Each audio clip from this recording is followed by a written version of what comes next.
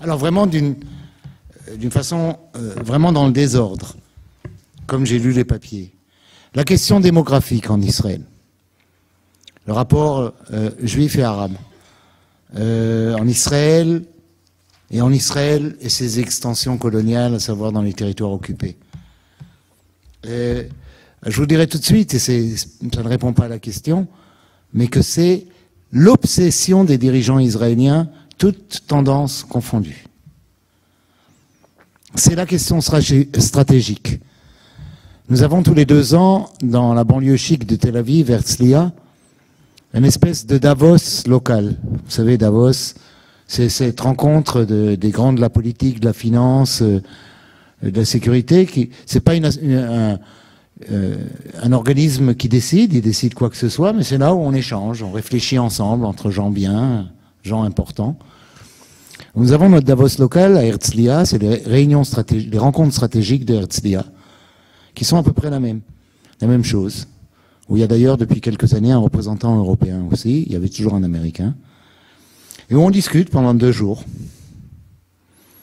Le sujet principal des rencontres stratégiques de Herzliya, c'est le danger démographique. C'est pas le nucléaire iranien, c'est pas le terrorisme international, c'est pas Daesh, c'est pas... On en a des problèmes, c'est l'islamisme politique, l'islam politique, enfin, il y aurait des sujets qui pourraient intéresser nos dirigeants. Eh ben non, le sujet, enfin oui, ça les intéresse, mais le sujet principal, c'est la menace démographique. C'est le ventre des mamans palestiniennes en Israël. Qu'est-ce qui va se passer s'ils continuent à avoir beaucoup d'enfants et nous pas assez? Alors je vous dirai tout de suite, il y a tout un débat chez les démographes sur non, la courbe s'abaisse parce que les Palestiniens sont plus éduqués, donc ils font moins d'enfants. D'autres qui disent non. D'autres qui disent c'est vrai que les Arabes ils font beaucoup d'enfants, mais heureusement on a les Juifs orthodoxes, les Juifs très religieux qui font aussi beaucoup d'enfants, donc ça s'équilibre. Moi je lis pas ces trucs-là, ça me dégoûte. C'est tout simple, ça me dégoûte. La compétition des ventres et le regard sur l'autre comme un autre, et comme un autre qui est en plus une menace. Le mot, j'ai parlé du danger démographique, non. Le mot utilisé par les médias et par les politiques, c'est la bombe démographique. Et voir le ventre de ma voisine arabe comme une bombe, ça me dégoûte. Et je refuse de rentrer dans le débat, est-ce qu'ils seront majoritaires en 2040, ou est-ce qu'ils, ou non, ou est-ce que la courbe va se renverser? Je m'en moque. Pour moi, c'est des êtres humains qui vivent, qui ont leur propre communauté, leur propre culture. Contrairement à la conception française, je crois que Israël ou Israël-Palestine, quelles que soient les frontières, n'est pas faite de, disons, 10 millions d'individus. Elle est faite aussi de 2 ou de plusieurs communautés. Et moi, je crois que la citoyenneté n'est pas qu'une citoyenneté individuelle, mais à la citoyenneté aussi à travers des communautés. Le modèle qui fait rire les Français à tort, le modèle belge, pour moi, est beaucoup plus proche de ce à quoi j'aspire, même s'il a ses imperfections, que ce modèle français qui dit il y a 50 millions de citoyens, et comme me disait dans un débat Madame Badinter, mais Monsieur Warszawski, 50 ou 60 millions de citoyens, et pas de citoyennes, citoyens. C'est-à-dire il n'y a ni hommes et femmes, il n'y a ni bretons et corses, c'est pas la réalité. Et je préfère de loin les modèles qui prennent en considération aussi les différences culturelles et que ça s'exprime constitutionnellement. Bon, bref. Donc, pour la démocratie, c'est la même chose. Pour la démographie, par contre, ça, non, il n'y a pas de compétition des ventres. Dès lors, d'ailleurs, que tu reconnais qu'il y a 2 communautés, qu'elles ont des droits, peu importe si l'une est grande et l'autre est petite. Et si l'une grandit et l'autre rapetisse, puisque constitutionnellement, les droits collectifs sont reconnus, et je suis pour reconnaître l'existence d'un collectif juif israélien. Il existe, c'est une... Alors on dira une nation, un groupe ethnique, un groupe confessionnel, je ne sais pas quelle est la définition la plus scientifique, mais c'est un groupe, c'est une communauté, et donc il y a le droit de vivre en communauté, ce qui ne veut pas dire nécessairement dans un État propre. La réalité des syndicats israéliens ou de la lutte, toutes les questions qui sont liées, je dirais, à la lutte des travailleurs, le niveau de lutte, à la fois en termes de lutte locale ou de temps à autre au niveau national, est très faible. Mais il est aussi faible parce que nous avons une situation de prospérité relative. Et que les secteurs qui sont pauvres et qui sont touchés, non pas par la crise, parce qu'il n'y a pas de crise, mais touchés par le système économique, ils sont dans la périphérie, ils sont loin, on ne les voit pas. Et ils sont mal organisés, et ils n'ont pas de porte-voix. Et donc, c'est un niveau très bas. Le syndicalisme israélien est divisé entre deux syndicats, un qui a été longtemps non seulement hégémonique, mais qui a été unique, ça a été la Histadrut, la Confédération Générale, qui s'est appelée d'abord la Confédération Générale des Travailleurs Juifs en Palestine, pour devenir, après 1966, la Confédération Générale des Travailleurs, donc d'organiser tous les travailleurs en Palestine. C'est resté en Eretz Israël et pas en Israël. Palestine dans le sens large, du tout Israël. C'est une confédération qui organise des centaines de milliers de travailleurs, mais qui est pas lutte de classe, qui est dans la négociation permanente sur des positions de faiblesse. Face à elle, pour la première fois dans l'histoire d'Israël, a émergé une nouvelle confédération syndicale, petite, mais pas marginale. Petite, mais pas insignifiante. C'est pas quelques centaines de personnes qui s'autoproclament syndicats, ça n'a aucun sens. Qui ont une certaine présence dans des secteurs marginaux. Je sais pas, les services d'entretien dans les universités israéliennes. Travailleurs de certaines carrières de pierre et de sable. Donc c'est pas dans la grande industrie, c'est pas dans la chimie, c'est pas dans la métallurgie. C'est très peu chez les fonctionnaires. Il y a une petite percée chez les profs. Voilà, ça c'est l'image un peu du syndicalisme israélien. Mais disons d'une façon plus générale, la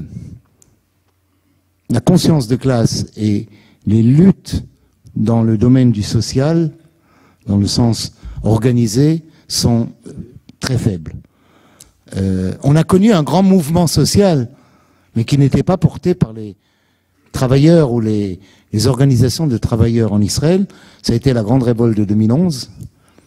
Les indignés, nos indignés, mais ça a été une étincelle, ça a été une allumette. Ça a brûlé et ça s'est éteint. Sans aucun, je dirais, sans qu'il en reste rien. Moi, j'ai été naïf, j'ai cru, je savais que ce mouvement, aucun mouvement ne reste à un degré de mobilisation où la moitié du pays est mobilisé pendant des années. T'as un moment et puis ça commence à baisser. Mais en général, il en reste quelque chose. Il en reste une expérience, il en reste de nouvelles organisations, il en reste de nouvelles initiatives. Et là, c'est un mouvement dont il n'est rien resté. C'est un peu, ou plutôt, c'est un peu le contraire du slogan que les plus anciens d'entre vous, dont les plus anciens d'entre vous se souviennent. On disait après mai 68, sous les pavés, la plage. C'est-à-dire après la Révolution, on va en vacances. En Israël, c'est les vacances et tout est fini. Ça, c'est très français. Et ce qui est très israélien, c'est après les vacances, le boulot.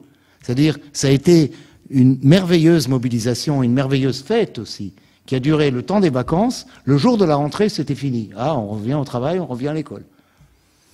Et donc, il n'en reste rien de ce mouvement, malheureusement.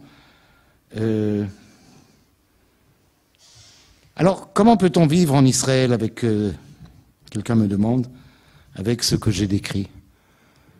Je dirais que la normalité, dans notre humanité, dans notre façon d'être l'être humain qu'on est tous, toutes, on a une capacité d'adaptation, d'une part, et on est accroché à là où on est. Partir n'est pas une évidence, n'est pas le réflexe premier. On essaye de vivre le mieux possible là où on est. Certainement, une fois qu'on a une famille, qu'on a une espérance de travail. C'est pas chaque fois que ça va mal, je prends toutes mes affaires. On n'est pas des bédouins. On est autre chose. On a été socialisés autrement. Et on ne change pas tous les 2 jours, ou tous les 2 mois, ou tous les 2 ans de territoire parce que ça va ailleurs, c'est un peu mieux. On peut le faire quand on est jeune. Et donc on a aussi une faculté d'adaptation. Alors vous me pardonnerez la comparaison, ou ce que ça m'évoque, qui n'a rien à voir. Et pourtant, chez moi, c'est ce que ça m'évoque. Comment, dans des situations autrement plus tragiques que vivre en Israël, quand même, c'est pas le ghetto de Varsovie, qui est l'antichambre des camps de la mort, mais comment, j'ai toujours beaucoup réfléchi là-dessus, dans la force, dans la vitalité qu'il y a dans l'être humain. Comment, dans des situations horribles comme le ghetto de Varsovie, pour donner un exemple, où non seulement la vie est dure, mais d'autre part, tu sais très bien de quoi demain est fait. Il n'est pas fait de bonheur. Comment, parfois même, le jour même, la veille de ce qu'on appelait une action, c'est-à-dire les Juifs devaient, des listes de Juifs devaient se réunir sur la place pour être emmenés vers les camps de la mort, mais les cabarets étaient pleins, les bordels étaient pleins. Les gens faisaient la fête, ceux qui avaient les moyens. Ce besoin de vivre, ce besoin c'est quelque chose qui est la force, notre force à nous, êtres humains, de s'accrocher coûte que coûte et de ne pas sombrer. Les Palestiniens nous donnent une leçon extraordinaire là-dessus. Cette leçon de maintenir la dignité, de maintenir un maximum de normalité dans une situation qui est tout sauf normale. Tout faire pour que les gosses aillent à l'école. Tout faire pour que ta maison n'ait pas l'air d'un taudis. Et une fois qu'elle a été bombardée, détruite, tu refais de la peinture, tu remets des pots de fleurs, parce que tu ne veux pas être un animal et vivre dans la merde. Je pense que c'est une leçon d'humanité que nous donnent les Palestiniens. Quelqu'un m'a posé d'ailleurs cette question.